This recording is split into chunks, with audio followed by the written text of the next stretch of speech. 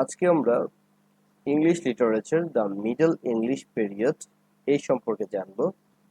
এর main feature এবং এর মেজর যে রাইটার আছে এবং তাদের যে লিটারেরি ওয়ার্ক আছে সেই ওয়ার্কগুলো আমরা সম্পর্কে জানব।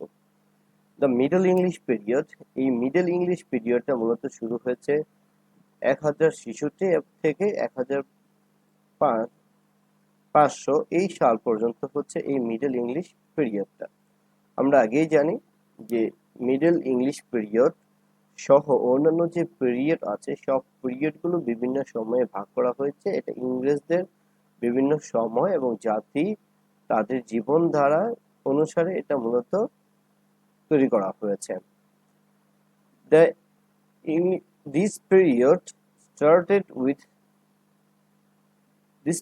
started with the Norman Conquest in 1066 অর্থাৎ 1066 সালে এই সময়কালটা নরমান বিজয়ের সাথে কি হয়েছিল, শুরু হয়েছিল। এবং ইন্ডেড এবং শুরু হয়েছিল at the close of 15th century অর্থাৎ 15 শতাব্দীর শেষ দিকে এই পিরিয়ডটা শেষ হয়েছিল। There are two shorter ages within this period.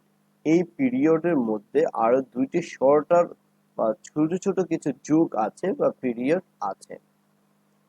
The time from 1066 to 1340 is called Anglo-Norman Period অর্থাৎ 1066 থেকে 1340 এই সময়কালটাকে আমরা বলবো হচ্ছে Anglo Norman period.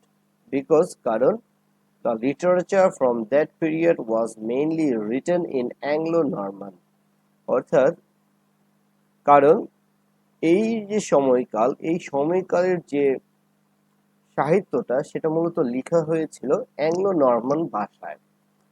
Anglo Norman কি? অ্যাংলো নরমান হচ্ছে একটা ফ্রেঞ্চ ডায়ালেক্ট অর্থাৎ এটা হচ্ছে একটা ফরাসিদের একটি উপভাষা। and spoken by new rolling class England অর্থাৎ এই যে অ্যাংলো নরমাল যে ভাষাটা, এই ভাষাটা মূলত বলা হয়ে থাকতো বা তারা ব্যবহার করতো বা বলতো ইংরেজদের যে নতুন শাসক শ্রেণী আছে সেই নতুন শাসক শ্রেণীরা এই অ্যাংলো নরমান ভাষাটা সবচেয়ে বেশি ব্যবহার করত।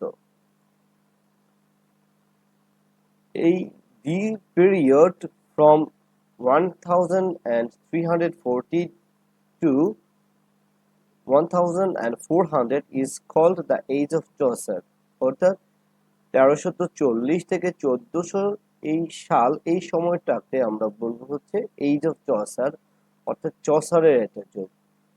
Because Chaucer the great poet, Chaucer হচ্ছে একজন বিখ্যাত কবি, এই সময়কালের একটা বিখ্যাত কবি।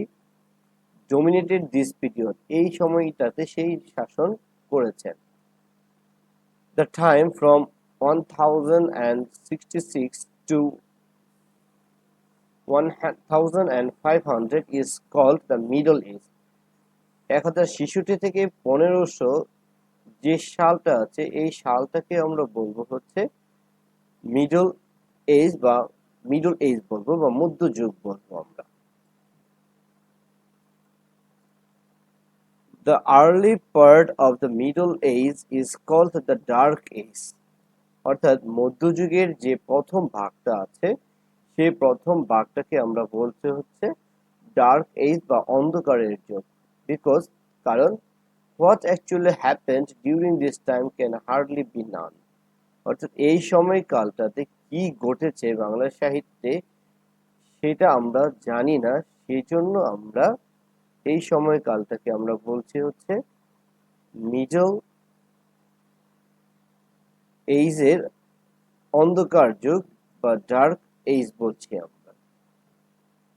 এখন আমরা the major writer of this period and their work অর্থাৎ মেজর যে লেখক আছে, প্রধান যে লেখক আছে এবং তাদের যে কাজ আছে সেই কাজ সম্পর্কে আজকে আমরা জানবো। সর্বপ্রথম যে কাজটা আছে এবং প্রথম যে লেখক আছে সেই লেখক হচ্ছে জন উইকলিফ। জন উইকলিফের শাসনকাল বা তার জীবনকাল হচ্ছে 1324 থেকে 1384। এই সময়কালটা হচ্ছে জন উইকলিফের সময়কাল। জন উইকলিফকে is called the father of English prose, অর্থাৎ জন উইকলিফকে ইংরেজি গদ্যের জনক বলা হয়। তার বিখ্যাত একটা লেখা হচ্ছে দ্য বাইবেল। সেই যে বিখ্যাত লেখনীটা আছে তার, সেই বিখ্যাত লেখনীটা হচ্ছে দ্য বাইবেল, যে বাইবেলটা translated from English to Latin, যেটা ইংরেজি থেকে ল্যাটিন ভাষায় সে রচনা করেছেন।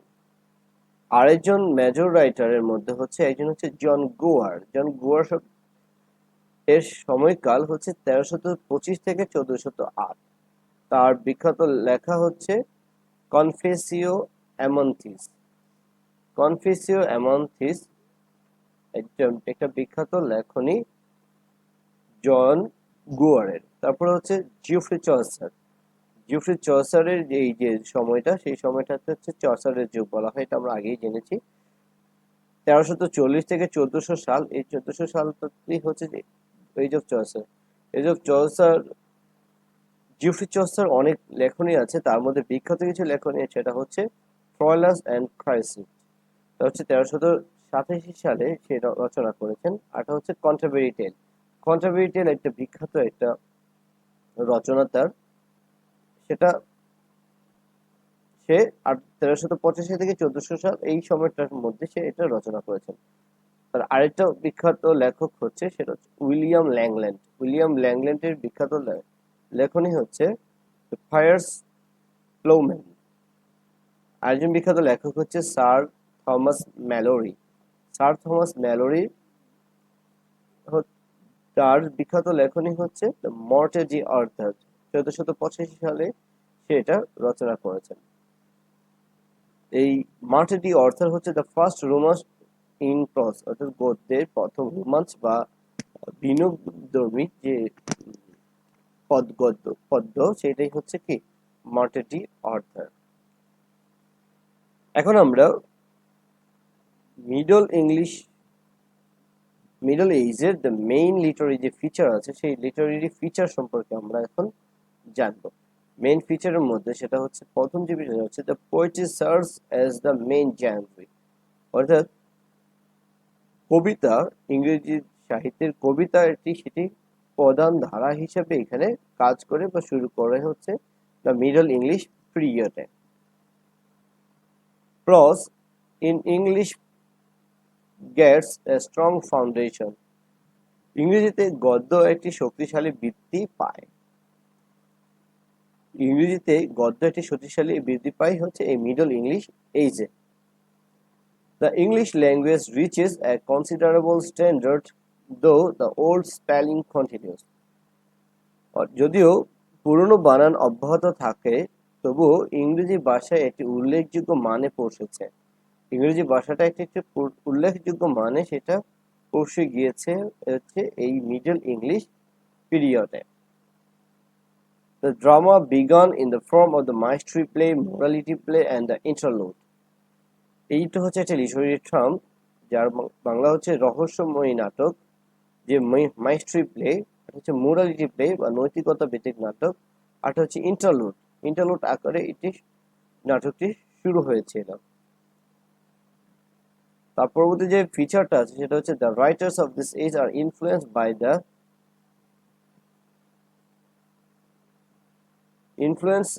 By Dante, Petrarch and the বোকাচিও।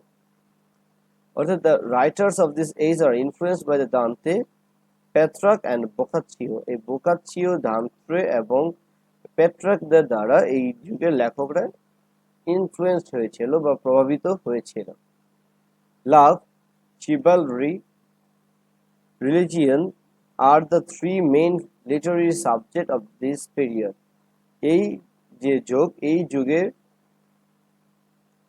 প্রেম, বীরত্ব, ধর্ম এই বিষয়ের তিনটি প্রধান সাহিত্যের বিষয় ছিল। অর্থাৎ এই বয়সটাতে বা এই যুগটাতে প্রেম, বীরত্ব, ধর্ম এই তিনটি বিষয় নিয়েই মূলত সাহিত্য রচনা হতো।